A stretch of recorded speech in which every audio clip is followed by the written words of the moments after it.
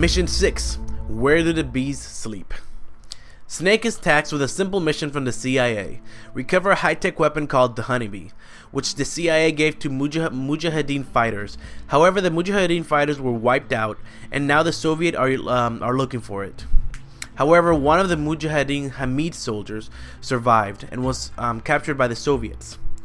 So rescuing him would be a side objective for Snake for extra intel. Cassette tapes. In a cassette tape, Ocelot explains how even the most fierce Mujahideen fighter fears the Soviet gunships because of its firepower. The CIA gave them the Honeybee in order to help fight against the gunships, which means the weapons could change the course of the war. Kaz explains in the tape that he was training Mujahideen soldiers when he got captured by the Soviets. In a different tape, Kaz talks about the business relationship he formed with Cypher during Peace Walker. Since Cypher had no army of their own, they wanted MSF to be their army, and so approached Kaz as a business partner. The whole point of throwing them into proxy war in Costa Rica was to help Mother Base grow. Cypher's plan was to force MSF to join them once they got big enough. That's what Paz was trying to do when she stole Zeke. With the threat of Paz launching a nuke from Mother Base, thus making the world unite against them, Zero thought that Snake would have no choice but to join them. But they actually managed to take Zeke down. However, as we all know, Cypher still managed to bring them down during the events of Ground Zeroes. But this should have meant that they don't need anything else from Snake anymore, as his allure for Cypher was his army. So the question arises, if Cypher just wanted Snake for his army, why are they still after Snake? Snake comments that he's unsure if Zero is really the one behind everything happening, saying, quote unquote, "All I know is the man I knew wouldn't want this," and that they have to consider that it might not be Zero they're dealing with. Kaz ends by saying that they have no idea what Cypher's about anymore, how big they are, who they are, or what they want. In a series of cassette tapes, the fate of old Mother Base members is revealed. Amanda became a hero of Nicaragua after the revolution became a success, and Chico died in the helicopter crash. Strangelove got permission from Amanda to recover parts from Peace Walker from the river it was submerged in. It's unknown what these pieces were, but the cargo wasn't big enough to be Peace Walker itself. She also gave no clues as to where she was going or what she was working on. All Strangelove said is that she was going to continue her research, and the rest was a secret. Huey Emmerich was last sighted in Afghanistan. Having blamed him for what happened in Mother Base, Kaz said that their time will come to kidnap Huey and interrogate him for information about the group who attacked them. Back to the mission. After arriving on the scene, Snake finds the survivor being held captive by the Soviets. He's mute, but he managed to point to the location of the Honeybee on a map, giving Snake a more precise location. After finding the Honeybee inside an underground cave of an old fort, Snake heads back, only to find the whole area surrounding the fort enveloped in what seemed to be the same gas that appeared before the skulls attacked them. As he walks through the mist, he sees the same kid with the gas mask he encountered in the hospital floating in front of him and then just nonchalantly passing him by. And suddenly a giant hand appears and grabs him with a metallic roar in the background. Yes, a metallic roar, that's the thing. When Snake comes to, he's upside down being held by the giant metallic hand. In the distance, he sees Skullface for the first time approaching him, the same man who orchestrated the attack on Mother Base. After a few words said by Skullface, and none said by Snake, the giant hand lets go of Snake right as he sees what looks like the skulls scattering around, killing soldiers. Snake is forced to take on 4 skulls at the same time, no way to escape them, as a giant bipedal machine walks away from the scene with Skullface. Because of the strength of the skulls, Ocelot advises Snake to use the Honeybee, despite the fact that the CIA wanted it with its ammo. After the battle with the skulls, Snake is picked up by Pequod and leaves the mission area. On his way back, Kaz and Snake conclude that the skulls, the giant metal machine, and Skullface must all be part of Cypher, and that the skulls can't be human. They also started wondering what happened to the Hamid fighters. They found it strange that the whole squad of Hamid fighters would just be wiped out without a trace, save for the sole survivor, who just happens to be mute. Some cassette tapes. In a tape you get after the mission, Kaz explains how the R&D team managed to take apart and reconstruct the honeybee in order to know how it worked, but be able to give it back to the CIA without a trace of it being taken apart. Apparently the honeybee has high-tech tracking technology, which is why it was so useful to Hamid fighters against the Soviet gunships. Mission 11, Cloaked in Silence. While traveling in Afghanistan, Snake is attacked by a sniper named Quiet inside some ruins, so he is forced to take her down. The sniper happens to be none other than the assassin who attempted to kill Snake inside the hospital, but she doesn't look burnt at all, despite the fact that she was lit on fire, fueled by alcohol thanks to Ishmael. While fighting with her, Snake, Kaz, and Ocelot realize that she has superhuman abilities like disappearing and running fast that resemble that of the Skulls. So when Snake defeats her, Kaz tries to convince him to execute her, as an agent of Cypher can't be trusted to be alive. However, Ocelot thinks that killing her would be a bad idea, as she could have valuable information on Cypher, and they could learn more about her powers. At this point, it is up to the player to kill her or not kill her. Either way, it doesn't really reflect the story of the Metal Gear saga at all. Assuming that the player does not kill her, Kaz becomes angry and tells Snake that if he brings her back to Mother Base, he will have her killed. Ocelot, however, pleased that Snake took his advice, sends the chopper to meet up with Snake. While in the chopper, Quiet wakes up and throws a jacket at Snake's face. When he takes it off, the chopper door is open and the sniper is nowhere to be seen. So everyone assumes that this means she escaped, much to Kaz's delight. On their way back to base, Pequod is attacked by an enemy jet. Kaz assumes it's from Cypher trying to get Mother Base's whereabouts, so Snake tries to shoot it with the chopper's Gatling gun. However, the jet is too fast and it manages to outmaneuver all attacks. Snake is thrown off of the Gatling gun, and suddenly, as the plane is about to attack, Quiet appears in front of him and takes control of the Gatling gun, shooting down the jet's missiles. Snake and Quiet team up, while Snake attempts to keep the jet busy with the Gatling gun. Quiet takes aim and manages to shoot the pilot in the head, causing the plane to go down. After this, Quiet empties her gun, giving it to Snake, and puts the handcuffs on her as a sign of good faith. When they arrive at Mother Base, they are greeted with Kaz, Ocelot, and Diamond Dog's staff aiming their weapons at Quiet. Kaz opposes Quiet's entry into Mother Base. No way she's setting foot on this base! But Quiet jumps out of the helicopter and disappears right before hitting the ground. When she reappears, Kaz orders the men to kill Quiet, but Ocelot tells him to stop as she saves Snake. Kaz, however, assumes that she was only saving herself. He probably thinks that her disappearing act was all a trick to get Snake to bring her to Mother Base without knowing she was there. But in seeing the chopper was about to be shot down, she had no choice but to protect the chopper in order to protect herself. Which kinda makes sense. With that in mind, he tells his men again to shoot her, at which point Snake tells their men to stop and to put her in a cell instead. Quiet willingly goes with the soldiers. When Kaz tells Snake that he is going to regret this, Snake confirms that he knows he will have to kill her at some point, since she knows their location, but now is not the time. When the time does come, however, he would do it. I'll pull the trigger. So we're starting to see some tension between Kaz, Snake, and Ocelot here. Mainly Snake and Ocelot tension with Kaz. Some tapes. In a tape, Ocelot confirms that Quiet marksmanship was superhuman, and that this was shown with how she was able to shoot down a missile while flying at high speeds in a chopper that was taking evasive maneuvers.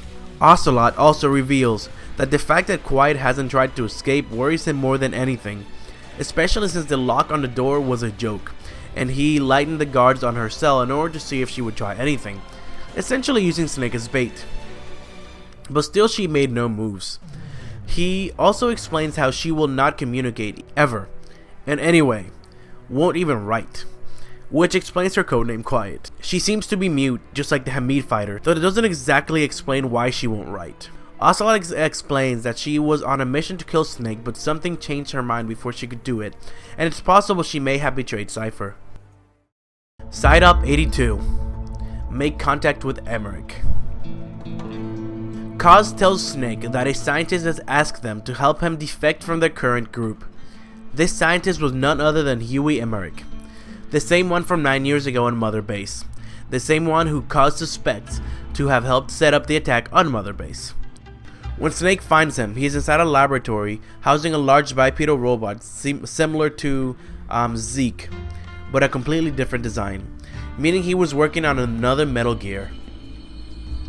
He was also rocking a set of metallic legs that allow him to walk on his own 2 feet. He was accompanied by Skullface and his XOF unit. Huey was arguing with Skullface about adding an AI on the machine, but Skullface said that the idea of an AI was Coldman's mistake back during the Peace Walker incident, and that he wanted this machine to be able to have a pilot. An XOF member approaches Skullface and tells him that Huey had contacted Big Boss, at which point he throws Huey down the stairs, calling him a traitor before leaving to their main base, taking Huey with them. The Metal Gear is then retracted back further into the cave, where it's sealed by a giant door. Mission 12, Hellbound. On his way to where Huey is being kept, Ocelot informs Snake that of what we already know, that Skullface is the commander of XOF, a Cypher attack force, and that he was probably behind the attack on Mother Base. However, he goes on to say that he thought him and Zero had parted ways, and that he'll look more into it. Snake arrived at an air dock, which was made into the enemy's main base. This base was heavily guarded, including enemies riding in bipedal mechs that looked like miniature Metal Gears. Snake manages to find his way through the guards and finds the building Emmerich was being held in. Here he encounters the AI pod from Peace Walker, which calls out to him in the boss's voice, saying, "Who are you, Snake? It's not you, is it?" At this point, Huey calls out to him and Snake walks towards him. Huey took a close look at Snake as if he didn't recognize him and said, "Are you Dr. Emmerich. Snake?" Snake then puts a bag over Huey's head and extracted him towards the chopper. On the way there, Kaz retells what happens during Ground Zeroes, reminding you of why he suspects Emmerich to have worked with XOF to bring Mother Base down. He then says that Emmerich has been underground working with Cypher ever since that time. However, Emmerich refuses the allegations against him, saying that he was forced to work for them, and that he was a victim too. I thought the inspection was real. I swear it. He even goes as far as to blame Big Boss for wanting a nuke on Mother Base. When Snake reaches the chopper with Huey, a large object comes crashing down from the sky. When the dust dissipates, the little floating kid is seen in front of the fully functional Metal Gear Snake saw, the same bipedal machine that we saw during the Honeybee mission.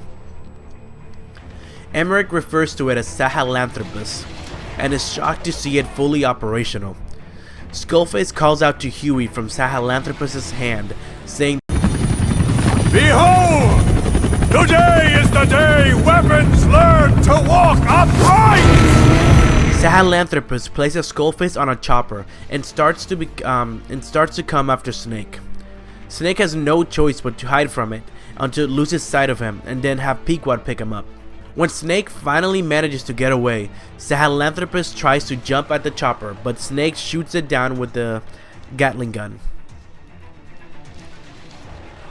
On the way to Mother Base, Huey expresses his confusion as to how they could have finished Sahelanthropus without him. Back at Mother Base, Ocelot uses his advanced interrogation techniques to get information out of Huey while Kaz supervises. Huey, however, continues to deny all allegations placed against him. He even shifts the suspicion at Kaz, pointing out that he was once working with Cypher. When Ocelot injects him with stronger truth serum, Huey begs them to keep him in Mother Base because he needs protection. After stating that everyone lost something in MSF's attack except Huey, Kaz uses a control that forces Huey's metallic leg braces to bend forward past the point his knees would allow. He then exits the interrogation room and into the connected room where Snake is. Kaz is so sure that Huey is guilty that he tells Snake that the truth serum isn't working, so he must have had some kind of enhanced gene therapy. When Snake asks him if he thinks he had any role in the attack, Kaz confirms that he does believe that he did.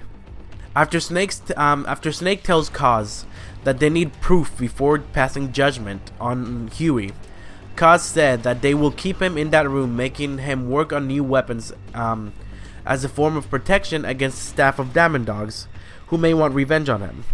So, you know, everybody wins. Ocelot then walks in and tells Snake that Huey told him why XOF and Skullface left Afghanistan. He said that they were working on research inside Central Africa, and that whatever this research is for isn't just for Sahelanthropus, and that whatever they're doing in Africa is research for a weapon to surpass Metal Gear. Meaning it's not just another nuke. Using the information they got from Huey about Africa, Snake and Kaz start taking missions from Angola, Africa. The mission is to destroy an oil field that is causing an oil leak to go into the rivers that provide the surrounding villages with fresh water. Because of this, the people of the villages have no water to drink.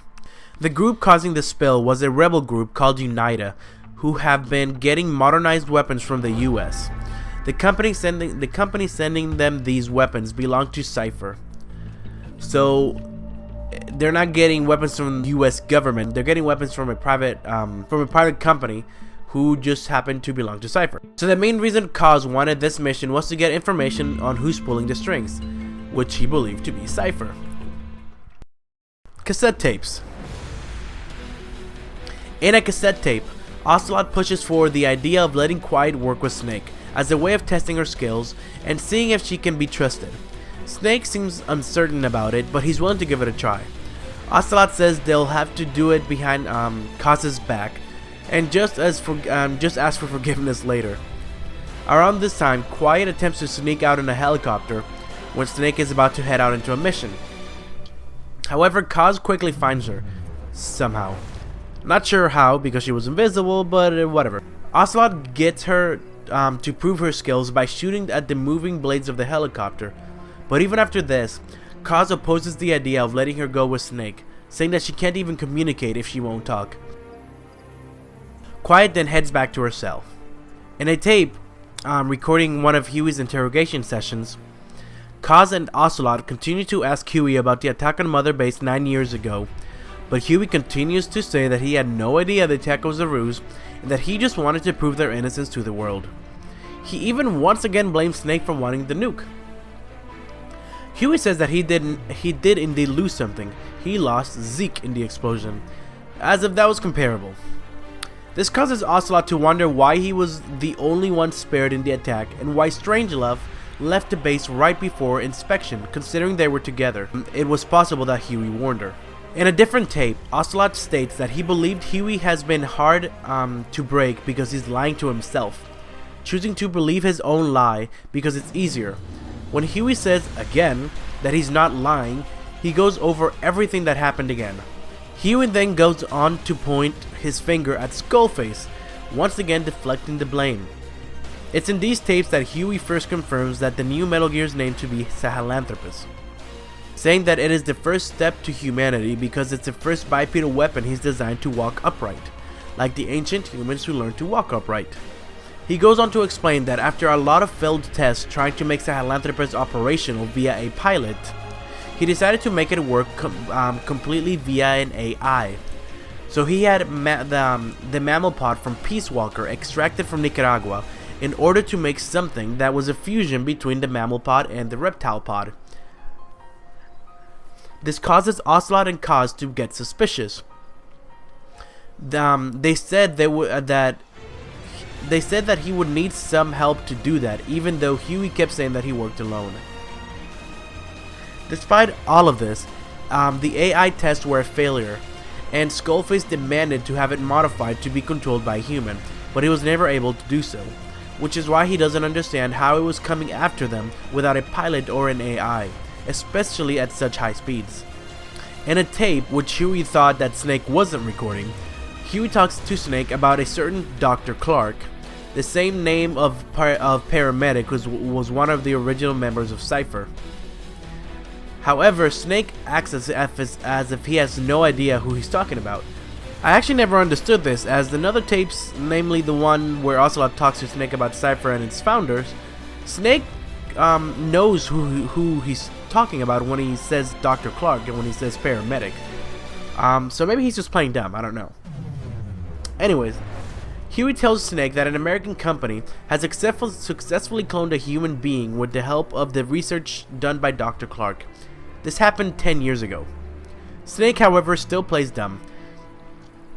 Huey says that Dr. Clark is a mystery. Nobody knows if that's his real name or if he's even a he. Of course, we already know that he's not because we know paramedic is Dr. Clark. So again, I don't understand why they made this out to be a mystery. When Snake asks what all of this has to do with him, Huey tells him that Clark works for ATGC, who have connections to DARPA, who is a driving force in human cloning. Also, Cypher functions using the communications network built by DARPA, so he believes that Cypher must be a part of the Pentagon. With all of that being said, he explains how every cell contains the genetic information of its organisms. He explains that Dr. Clark is working on finding out how to decode that information and rearrange it at will, meaning you would be able to custom design a human being from birth for specific purposes. For example, let's say taking the genes from Snake's cells that make him a great soldier and making a bunch of super soldier babies? Just an idea. Another tape had Ocelot explain how almost every private military out there hailed Big Boss as a hero and that he was becoming a legend amongst them. However, like most legends, his story was becoming diluted. Quote unquote, Big Boss sacrificed himself to show us the danger of Cypher. He sounded a warning that too much power destroys that hand that hold it. That was one of the stories. Apparently, Big Boss chose to be an example by sacrificing himself. Snake responds by straight up saying that he never said any of that shit. But Ocelot tells him how facts passed on become stories, and fiction inspire people more than facts. Big Boss had officially become a legend. Apparently, his legend inspires all PFs to one day go quote-unquote nuclear and take on Cypher. Unfortunately, Big Boss is just a legend to them. Most of them had never even met Big Boss, so they wouldn't know him if they saw him unless he proved himself. Back to the mission. Sorry, I told you this. A lot of this game story was told through tapes. And I know that right now a lot of these tapes seem insignificant, but they're just kind of foreshadowing parts of the story or parts of future games.